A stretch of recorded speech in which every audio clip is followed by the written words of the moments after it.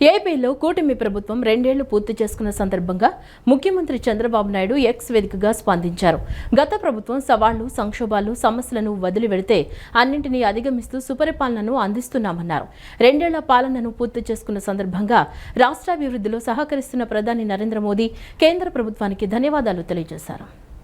5 కోట్ల మంది ప్రజల అపార నమ్మకంతో ప్రజాప్రభుత్వం బాధ్యతలు చేపట్టి నేటికి సరిగ్గా 2 ఏళ్లు అయిందని సీఎం చంద్రబాబు ఎక్స్ వేదికగా ట్వీట్ చేశారు. గత ప్రభుత్వం సవాళ్లు, సంక్షోభాలు, సమస్యలను వదిలి వెళ్తే అన్నింటినీ అధిగమిస్తూ సంక్షేమం, అభివృద్ధి, సుపరిపాలన అందిస్తున్నామన్నారు.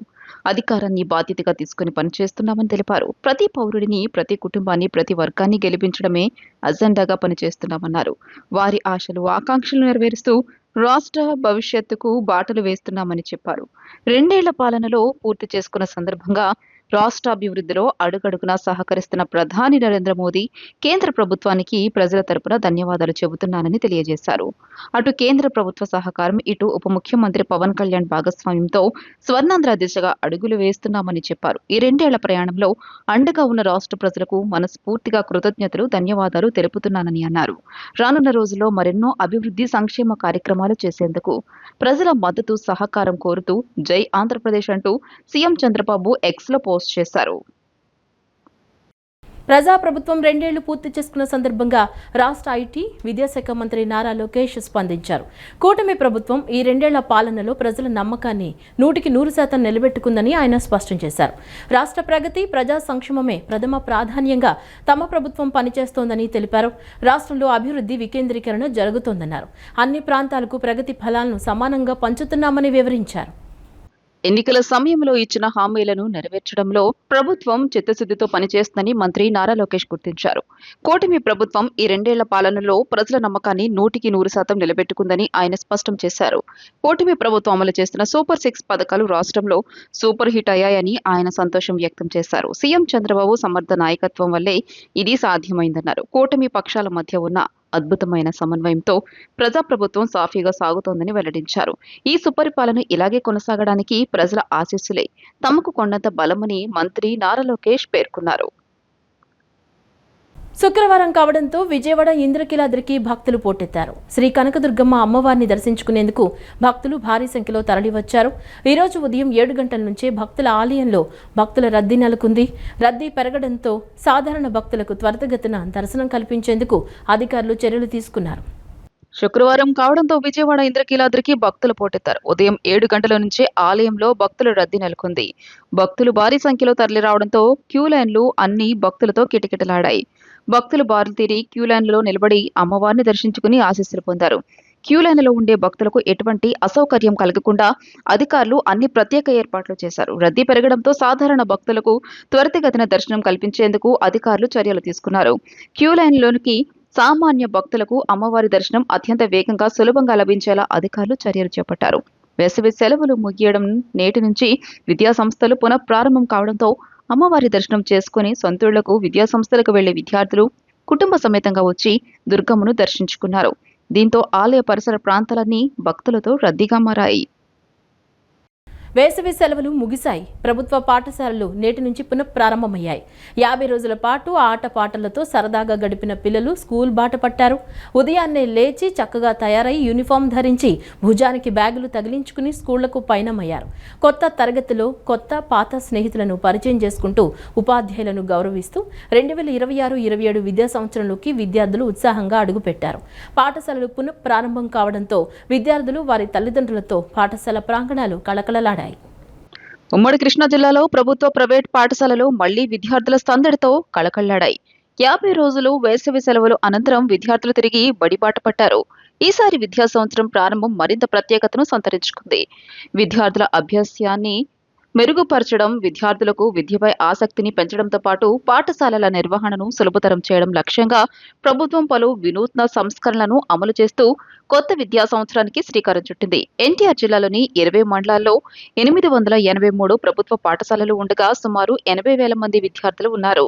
రాష్ట్ర చరిత్రలో తొలిసారిగా పాఠశాలలు పునఃప్రారంభమయ్యే నాటికే పాఠ్య పుస్తకాలు, నోటు పుస్తకాలను 100% పాఠశాలలకు ప్రభుత్వం చేరవేసింది. దీంతో మొదటి రోజు నుంచే విద్యార్థులకు అవసరమైన విద్యా సామాగ్రి మొత్తం అందుబాటులోకి వచ్చింది. పుస్తకాల పంపిణీ ప్రక్రియను వేగవంతంగా పూర్తి చేయాలని అధికారులకు ఆదేశాలు జారీ చేశారు.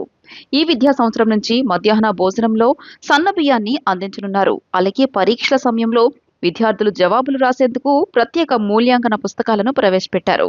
పాఠ్య పుస్తకాల బరువును తగ్గించడం ద్వారా విద్యార్థులపై ఉండే భారం కూడా తగ్గించేందుకు చర్యలు చేపట్టారు.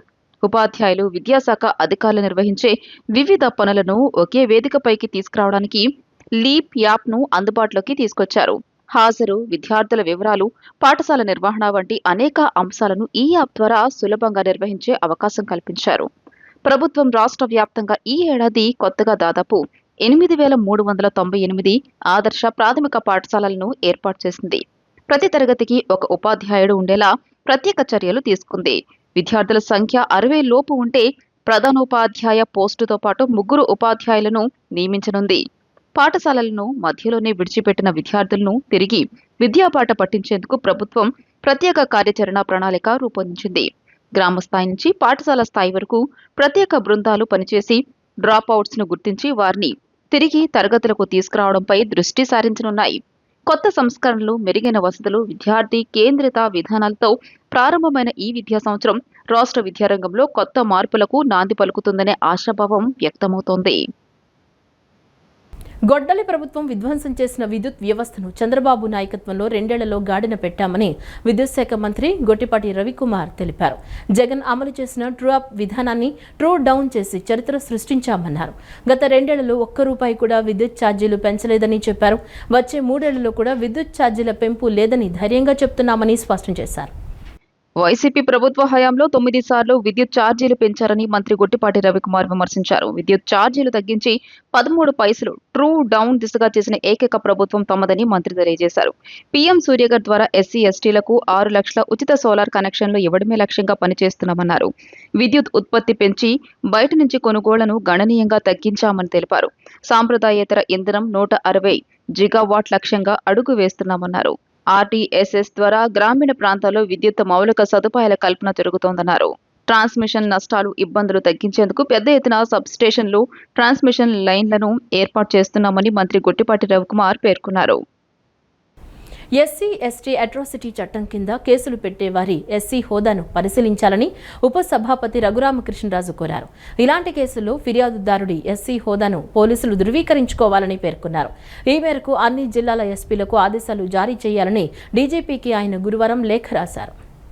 ఎస్సీ, ఎస్టీ అట్రాసిటీ చట్టం కింద కేసులు పెట్టేవారి ఎస్సీ హోదాను పరిశీలించాలని ఉపసభాపతి రఘురామకృష్ణరాజు డీజీపీకి లేఖ రాశారు.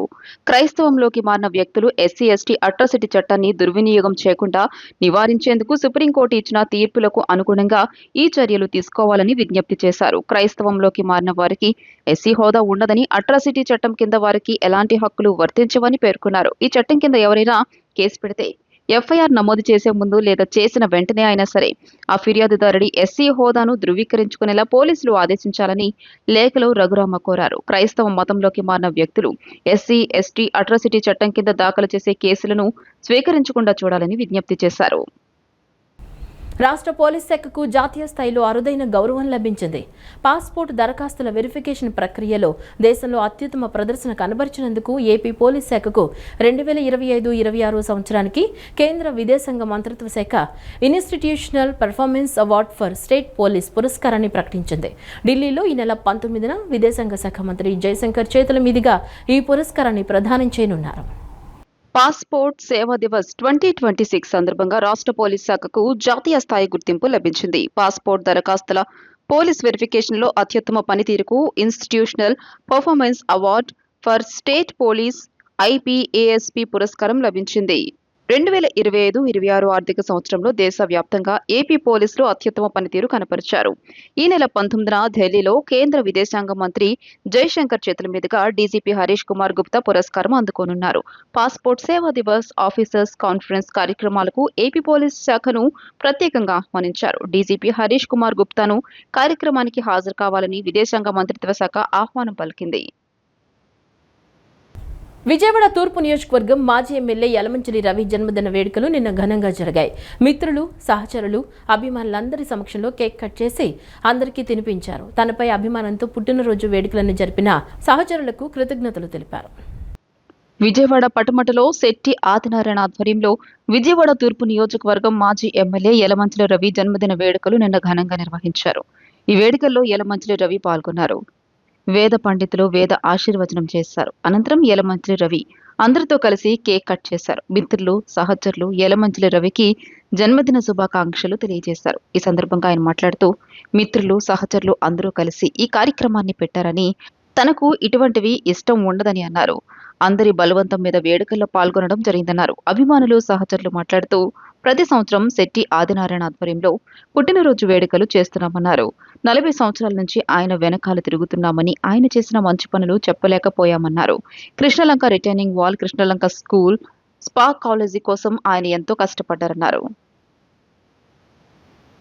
ప్రతి సంవత్సరం ఈ కార్యక్రమం పెడతాం, జేబుల్లో డబ్బులు అవ చేసుకోవటం ఈ యొక్క కార్యక్రమం కింద అయిపోయింది. ఎన్నిసార్లు చెప్పినా వీళ్ళు వినే పరిస్థితి లేకుండా పోయింది. నన్ను కూడా హైజాక్ చేసి తీసుకొచ్చారు ఈరోజు. వాస్తవానికి వీళ్ళని ఏమనుకోవాలో కూడా నాకు అర్థం కావట్లేదు. రాజకీయ జీవితానికి ఇట్లాంటి వాటికి ముడిపెట్టుకొని వీళ్ళు ఆ కార్యక్రమం, ఇట్లాంటి కార్యక్రమాలు మరి కొంచెం నాకు ఇబ్బందికరమైనా కానీ రాకుండా ఉండలేని పరిస్థితి ఏర్పడింది. కాకపోతే మళ్ళీ ఎట్లా ఏంటి అనేది అంతా వీళ్ళందరూ కూర్చుని ఒకసారి నిర్ణయం తీసుకుని చేసుకుంటాం. రిటైనింగ్ వాల్ దగ్గర నుంచి, కృష్ణలంక స్కూల్ దగ్గర నుంచి, స్పా కాలేజీ దగ్గర నుంచి ఆయన ఎమ్మెల్యేగా ఉన్నప్పుడు రిటైనింగ్ వాల్ కోసం ఆయన పడ్డ కష్టం, పొద్దున్నే ఇక హైదరాబాద్ వెళ్ళిపోవటం, ఇక్కడ నుంచి శేఖర్తో 4ంటికి బయలుదేరటం, హైదరాబాద్ వెళ్ళటం, మళ్ళా రాత్రికి రావటం. ఆ సెక్రటరియట్లో ఆ ఫైలు కనపడక కొంతమంది స్వార్థపరులు ఫైళ్ళు మాయం చేపిస్తే దానికోసం 6 నెలలు కాళ్ళకు బలపం కట్టుకు తిరిగి ఆ రిటైనింగ్ వాళ్ళకి తెచ్చాడు. యువత ఆరోగ్యవంతమైన భవిష్యత్తును నిర్మించుకోవాలంటే క్రీడలను జీవితంలో భాగం చేసుకోవాలని తెలుగుదేశం పార్టీ యువ నాయకులు బోండా సిద్ధార్థ అన్నారు. క్రీడలు కేవలం శారీరక దారుఢ్యాన్ని కాకుండా క్రమశిక్షణ, నాయకత్వ లక్షణాలు, ఆత్మవిశ్వాసం, జట్టుగా పనిచేసే నైపుణ్యాన్ని పెంపొందిస్తాయని పేర్కొన్నారు. విజయవాడ సెంట్రల్ నియోజకవర్గం 59వ డివిజన్ సింగ్ నగర్లోని ఎంకే బేగ్ హైస్కూల్ ప్రాంగణంలో Vijayawada urban ball badminton association ఆధ్వర్యంలో నిర్వహించిన ఎన్వీఎస్ఎల్ఎన్ శర్మ 1వ స్మారక ఆంధ్రప్రదేశ్ తెలంగాణ రాష్ట్రాల బాల్ బ్యాడ్మింటన్ టోర్నమెంట్ 2026 ముగింపు కార్యక్రమంలో తెలుగుదేశం పార్టీ యువ నాయకులు బోండా సిద్ధార్థ ముఖ్య అతిథిగా పాల్గొన్నారు. ఈ సందర్భంగా టోర్నమెంట్లో అత్యుత్తమ ప్రతిభ కనపరిచిన విశాఖపట్నం జట్టుకు ప్రథమ బహుమతి, విజయవాడ జట్టుకు ద్వితీయ బహుమతి ట్రోఫీలను అందజేసి క్రీడాకారులను అభినందించారు. ఈ సందర్భంగా బోండా సిద్ధార్థ మాట్లాడుతూ, యువత ఆరోగ్యవంతమైన భవిష్యత్తును నిర్మించుకోవాలంటే క్రీడలను జీవితంలో భాగం చేసుకోవాలని అన్నారు. క్రీడలు కేవలం శారీరక దారుఢ్యాన్నే కాకుండా క్రమశిక్షణ, నాయకత్వ లక్షణాలు, ఆత్మవిశ్వాసం, జట్టుగా పనిచేసే నైపుణ్యాన్ని పెంపొందిస్తాయని పేర్కొన్నారు. 2 తెలుగు రాష్ట్రాలకు చెందిన క్రీడాకారులను ఒకే వేదికపైకి తీసుకువచ్చి సోదర భావాన్ని చాటే విధంగా ఈ టోర్నమెంట్ను విజయవంతంగా నిర్వహించిన నిర్వాహకులను ప్రత్యేకంగా అభినందించారు. అలాగే సెంట్రల్ నియోజకవర్గ శాసనసభ్యులు బోండా ఉమామహేశ్వరరావు విద్యార్థుల విద్యాభివృద్ధితో పాటు క్రీడా అభివృద్ధికి కూడా సమాన ప్రాధాన్యత ఇస్తున్నారని తెలియజేశారు. ప్రభుత్వ పాఠశాలల్లో మౌలిక సదుపాయాల కల్పనకు ప్రత్యేక శ్రద్ధ చూపుతూ విద్యార్థులకు మెరుగైన వాతావరణాన్ని అందించేందుకు నిరంతరం కృషి చేస్తున్నారని పేర్కొన్నారు. ఎంకే బేగ్ హై స్కూల్లో విద్యార్థులు క్రీడల్లో రాణించేందుకు 5 లక్షల రూపాయల వ్యయంతో క్రీడా మైదానాన్ని అభివృద్ధి చేయడం జరిగిందని, నేడు అదే మైదానం రాష్ట్ర స్థాయి పోటీల నిర్వహణకు వేదిక కావడం ఆనందదాయకమని అన్నారు. ఈ కార్యక్రమంలో అసోసియేషన్ అధ్యక్షుడు V Venkateswararao, chief umpire MVN Raju, S Muralikrishna, ప్రధానోపాధ్యాయులు Mainam Hussain, organising secretary K Rajendra Babu తదితరులు పాల్గొన్నారు. ఏపీ తెలంగాణలో హ్యాండ్బాల్ బ్యాడ్మింటన్ కార్యక్రమాన్ని ఈరోజు రాష్ట్ర స్థాయిలో మనం నిర్వహించుకోవడం జరుగుతూ ఉంది. చాలా సంతోషంగా ఉంది. దాదాపు 20 టీములు పైగా 2 రాష్ట్రాల నుంచి అనేక జిల్లాల నుంచి వచ్చి ఈరోజు ఫైనల్స్ కూడా ఇక్కడే ఎంకే బేగ్లో నిర్వహించుకోవడం చాలా సంతోషకరం. ఏదైతే పిల్లలకి చదువులతో పాటు ఆట పోటీలు కూడా ముఖ్యమని ఎప్పుడూ కూడా స్థానిక ఎమ్మెల్యే బోండామ్మ గారు చెప్తున్న తరుణంలో ఆయన ఏదైతే స్టార్ట్ చేస్తున్నటువంటి ఒక టోర్నమెంట్ను ఈరోజు ముగించుకోవడం జరుగుతూ ఉంది. దాదాపు ఎన్నో మంది పిల్లలు డిఫరెంట్ ఏజ్ గ్రూప్స్లో అందరూ కూడా వచ్చి దీంట్లో పార్టిసిపేట్ చేశారు. క్యాష్ ప్రైజ్ కానీ లేకపోతే విజేతలు విశాఖపట్నం టీమ్గా దాదాపు 25 టీముల్లో విశాఖపట్నం టీంకి ఫస్ట్ ప్లేస్ రావడం, విజయవాడ టీంకి సెకండ్ ప్లేస్ రావడం కూడా జరుగుతూ ఉంది. ఎప్పుడూ కూడా విజయవాడ సెంట్రల్ నియోజకవర్గంలో ఉన్నటువంటి అన్ని ప్రభుత్వ పాఠశాలని మనం పూర్తి స్థాయిలో అంటే గ్రౌండ్స్ అన్నింటినీ కూడా ఎక్కడికక్కడ మనం నీట్గా తయారు చేసి ఇలాంటి ఆట పోటీలు నిర్వహించుకుంటున్నటువంటి సంస్థలకి మనం కావాలనంటే వాళ్ళందరూ కూడా ఇవ్వడంతో పాటు పిల్లలందరికీ కూడా క్రీడలు అనేవి స్పోర్ట్స్ అనేవి చాలా ముఖ్యమని కూడా తెలియపరిచాం. ఎందుకనంటే ఒక్క డిస్ట్రిక్ట్ లెవెల్లోనే కాకుండా అటు రాష్ట్ర స్థాయి నుంచి మళ్ళీ నేషనల్ లెవెల్స్కి కూడా ఇటువంటి గేమ్స్ అన్నింటినీ కూడా ప్రమోట్ చేయాలని ఏదైతే రాష్ట్ర ముఖ్యమంత్రి వారు చంద్రబాబు గారు చెప్తున్న తరుణంలో వాళ్ళందరికీ కూడా ఒక ఎంకరేజ్మెంట్, ఒక ఉత్సాహం, ఒక ప్రోత్సాహాన్ని ఇస్తూ విజయవాడలో ఎడతెరిపి లేకుండా 3 గంటలు వర్షం పడితే చాలు పరిస్థితి దారుణంగా తయారవుతోంది. నిన్న తెల్లవారుజామున కురిసిన భారీ వర్షం నగరం మౌలిక వసతుల లోపాలను మరోసారి బయటపెట్టింది. కేవలం 3 గంటల పాటు కురిసిన వర్షానికి అనేక ప్రాంతాలు జలమయం కాగా రహదారులు చెరువులను తలపించాయి. వరద నీరు బయటకు వెళ్లే మార్గాలు లేకపోవడంతో అపార్ట్మెంట్ల సెల్లార్లు, ఇళ్లు నీటిలో మునిగిపోయాయి. నగరంలో వర్షపు నీటి కాలువల నిర్మాణ పనులు మధ్యలోనే నిలిచిపోవడం ఈ పరిస్థితికి ప్రధాన కారణంగా అధికారులు, ప్రజలు పేర్కొంటున్నారు. నగరంలోని గురువారం తెల్లవారుజామున కురిసిన భారీ వర్షానికి నగరంలోని ప్రధాన రహదారులు జలమయమయ్యాయి. రహదారులు చెరువులను తలపించాయి. వరద నీరు బయటకు వెళ్లే మార్గాలు లేకపోవడంతో అపార్ట్మెంట్ల సెల్లార్లు, ఇళ్లు నీటిలో మునిగిపోయాయి. నగరంలో వరద సమస్యను శాశ్వతంగా పరిష్కరించేందుకు 2017వ సంవత్సరంలో కేంద్ర పట్టణాభివృద్ధి శాఖ 440 కిలోమీటర్ల వర్షపు నీటి కాలువల నిర్మాణానికి సుమారు 461 కోట్ల రూపాయలు మంజూరు చేసింది. అయితే అందులో కేవలం 172 కోట్లు మాత్రమే ఖర్చు చేసి సుమారు 250 కిలోమీటర్ల కాలువల నిర్మాణం పూర్తి చేశారు. మిగిలిన నిధులు ఇతర అవసరాలకు మళ్లించడంతో కాలువల నిర్మాణం అక్కడతో నిలిచిపోయింది. ఇప్పటికే నిర్మించిన కాలువలు కూడా నగరంలోని 59 డివిజన్లలో విడివిడిగా ఉండడంతో వాటి ప్రయోజనం పూర్తి స్థాయిలో అందడం లేదు. తూర్పు నియోజకవర్గ పరిధిలోని Patamata, Ben circle, Bandar road, Autonagar ప్రాంతాలు నీట మునిగాయి. ఇందిరాగాంధీ మున్సిపల్ స్టేడియం పూర్తిగా చెరువును తలపించింది. అదేవిధంగా మధ్య నియోజకవర్గంలోని Suryaraopeta, museum road, Karl Marx road, Payakapuram, పాత రాజీవ్ నగర్ ప్రాంతాల్లో ఇళ్లలోకి నీరు చేరింది. దేవీనగర్, రామకృష్ణపురం మధ్య అప్రోచ్ రోడ్ పూర్తిగా మునిగిపోయింది. అంతేకాకుండా పశ్చిమ నియోజకవర్గంలోని 1 టౌన్, గొల్లపాలెం గట్టు, టైలర్పేట, కొత్తపేట ప్రాంతాల్లోనూ ఇదే పరిస్థితి కనిపించింది.